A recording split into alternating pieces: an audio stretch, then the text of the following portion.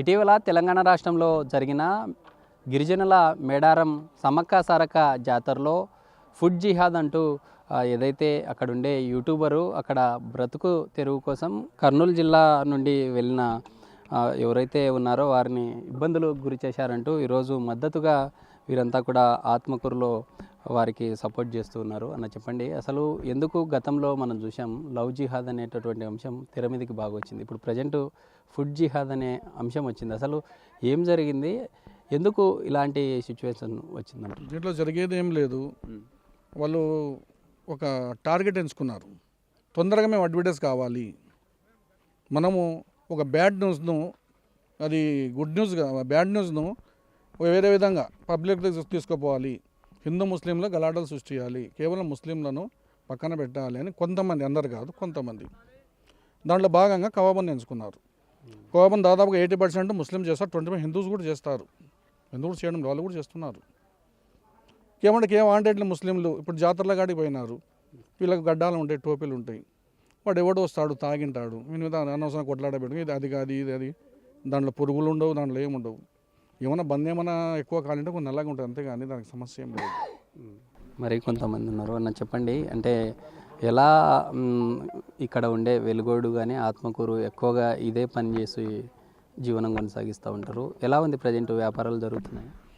వ్యాపారాలు బాగానే ఉన్నాయి. ఈ పోయిన నెల 20వ తేదీ నుంచి ఇంకా మొత్తం వ్యాపారాలు పడిపోయినాయి. బండ్లల్లో ఇండ్ల కాడ ఉన్నాయి. ఏం ఫైనాన్స్ వాళ్ళకి కూడా కంతులు కట్టుకోవాలా, ఫైనాన్స్ వాళ్ళకి కూడా వచ్చి బండ్లు తీసుకుపోతారు, ఇంకా పెట్టరు. ఇంకా ఏం చేస్తారు, అంతా మాకు లొల్లి చేసినారు, అంత బ్యాడ్. దాదాపు ఎంత లేదనే 2000 మంది బతుకుతున్నారు దీని మీద. ఇప్పుడు మా బండ్లలో ఇప్పుడు ఏం చేయాలి, ఫైనాన్స్ వాళ్ళకి తీసుకుపోయి ఇవ్వాలా, ఏం పోతున్నాం. మాకు మళ్ళీ ఇవల్ల ఏం లేదు, మాకు వ్యాపారం జరిగేటట్లా చేయండి. మేము మళ్ళీ పబ్లిక్లో ఏదన్నా ఉంటే దీని మీద చేసి మీరు చేయండి. అయితే మరి కొంతమంది ఉన్నారు అన్న చెప్పండి, మీరు చెప్పండి. అంటే ఇప్పటికే శిక్ష ఎవరైతే ఆ రోజు ఆ సోషల్ మీడియాలో వైరల్గా మారిన వీడియోలు మనం చూసాం, ఎలాంటి మద్దతు తెలుపుతూ ఉన్నారు, మీరేం చెప్తారు? సార్, నాకు తెలిసినంతవరకు నాయం దేవత ఇంకా బతికే ఉందని అనుకుంటున్నాను. నిజంగా బతికే ఉంటే ఇలాంటివి జరగవు ఇంకోసారి. ఇది మళ్ళీ రిపీట్ కాదు. లేదు, నాయం దేవత బతికి లేదు అంటే ఇది రిపీట్ అవుతూనే ఉంటుంది నాకు తెలిసినంత సార్. ఇది చేయకూడదు, ఇది ఆగిపోవాలి. మేము ఇది ఎక్కడి వరకైనా వెళ్తాం, ఏదైనా చేస్తాం సార్. జై ఖవాబన్.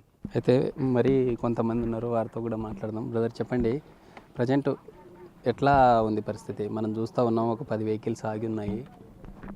చాలా స్లో అయిపోయింది సార్ బిజినెస్. అపోహ వచ్చేసింది జనాల్లో, ఏంటిది ఏదో కలుపుతున్నారని అపోహ వచ్చేసింది. మనం ప్రజెంట్ వాళ్ళ ముందర క్లారిటీగా చూపిస్తే కూడా వాళ్ళకి అర్థం కాని సందేహం ఉంది, వీళ్ళు ఏదో కలుపుతున్నారనే అపోహ వచ్చేసింది. దగ్గర మళ్ళీ మనకి బిజినెస్ అనేది పెరగాలంటే ఒక సంవత్సరంన్నర పడుతుంది. ఆ స్టేజ్కి వచ్చేసింది. వాళ్ళకి డౌట్ వచ్చేసింది, 10 రూపాయలు వీళ్ళకి ఎలా గిడుతుందనే డౌట్ క్లారిటీగా వచ్చేసింది. వాళ్ళకి తెలీదు, మేము క్లారిటీ చెప్తున్నాం వాళ్ళకి తెలీదు, మాకు తెలుసు. 2005లో 5 రూపాయలు ఉండే బన్, 2012 వరకు 10 రూపాయలు అమ్మినాం. దాని తర్వాత రేట్ పెంచాం, 20 రూపాయలు పెంచాం, గిట్లేదు. 15 రూపాయలు పెంచాం, గిట్లేదు. 10 రూపాయలు ఫిక్స్ అయిపోయారు జనాలు. ఇప్పుడు ఫాస్ట్ వెళ్ళే జనరేషన్ ఇది.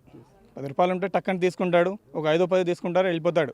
20 రూపాయలు అంటే ఆ నిలబడే టైంలో కూడా ఆలోచిస్తాడు మనిషి, అది 20 రూపాయలు దేనికి పెట్టాలా అని వెళ్ళిపోతాడు. 10 రూపాయలు అనేది ఫిక్స్ అయిపోయినారు. 20 రూపాయలు కూడా అమ్మాం మేము, 20 రూపాయలు అమ్మాము గిట్టలేదు, 15 రూపాయలు కూడా అమ్మాము గిట్టలేదు. ఇక 10 రూపాయలు అనేది ఫిక్స్ అయిపోయింది. ఇప్పుడు 10 రూపాయలకి అమ్మాలంటే మాకు గిట్టుబాటు అవ్వాలంటే మేము జెన్యూన్గా చెప్తున్నాము. ఎవరైనా అడిగితే 10 మంది వస్తున్నారు, 40 మంది వస్తున్నారు, చాలా మంది అడుగుతున్నారు, దీంట్లో ఎలా మీరు ఏం కలుపుతున్నారు, మేము క్లారిటీ చెప్తున్నాం. ఏం దాపెట్టి అమ్మేది ఏం లేదు. ఓపెన్ చేసి దీంట్లో రవ్వ ఉంటుంది సార్, చక్కెర ఉంటుంది, పాలు చక్కెర రవ్వ, దీంతోనే తయారవుతుంది ఇది. దీంట్లో ఎలాంటి కల్పితాలు ఉండవు, ఎలాంటి చెడు రసాయనాలు ఉండవు. మీదంతా అపోహ. ఇది మేము ఒక ట్యాగ్ పెట్టుకోలేగా సార్, హిందువులకే అమ్ముతాము, క్రిస్టియన్స్కి అమ్ముతాము, ఇసాయికి అమ్ముతాము అని ఒక ట్యాగ్ పెట్టలే. కొత్త ఖోవాబన్ ఇది ప్రతి ఒక్కరు తింటారు. 2005-2000 నుంచి అమ్ముతున్నాం ఇది ఈ మధ్య కొత్త కాలంగా ఏం స్థాపించారంటే ఇది తింటే పిల్లలు పుట్టారంట. అదంతా అపోహ సార్. అది ఎందుకు పిల్లలు పుట్టారు? ఇది దగ్గర 10 ఏళ్ళ నుంచి తింటున్న వాళ్ళు కూడా పిల్లలు పుట్టారు వాళ్ళకి. మేము మదర్సాల దగ్గర అమ్మాం, చర్చిల దగ్గర అమ్మాం, వాళ్ళు క్వశ్చన్ చేయలే కదా.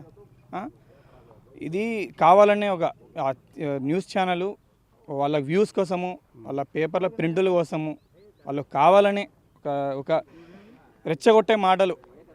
అంటే ఈ మనం చూసాం కదా సోషల్ మీడియాలో మతాల పేరిట రెచ్చగొట్టే మాటలు చేసిన వారిపై మీరు ఏం చెప్పదలుచుకున్నారు వారికి?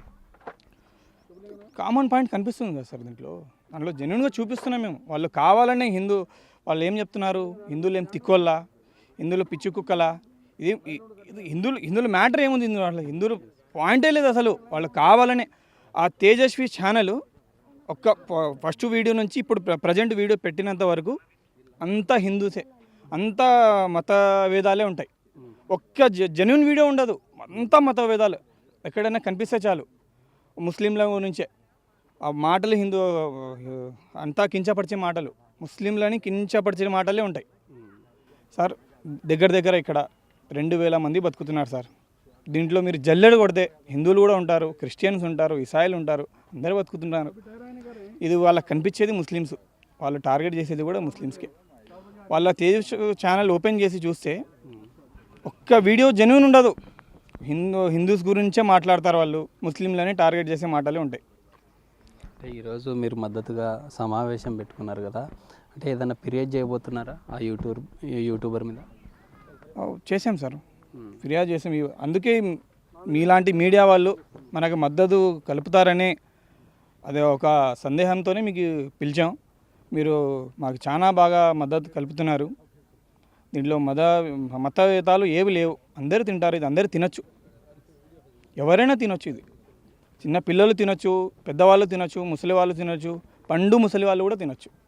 ఇంట్లో ఎక్కువ మీకు తీపితనం కూడా ఉండదు, ఎవరైనా తినొచ్చు.